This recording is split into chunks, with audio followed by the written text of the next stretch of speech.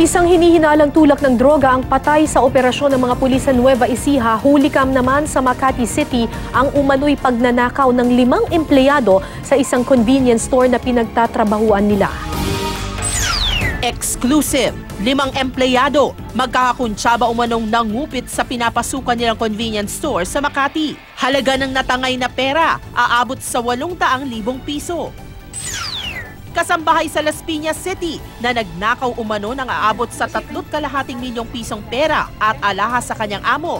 Arestado sa tulong ng dati niyang amo sa Quezon City na ninakawan din umano niya.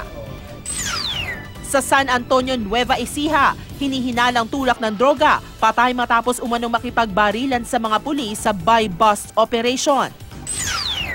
Notorious na drug suspect at 4 niyang kasamahan, arestado sa Cubao, Quezon City. 18 sachet ng shabu at mga drug paraphernalia nasabat sa kanila. At sa hiwalay na operasyon kontra droga sa Quezon City, sa Barangay Toro naman, 4 na umano'y tulak ng droga, arestado. Shabu na nasa halagang 120,000 piso, maging mga baril at bala na recover.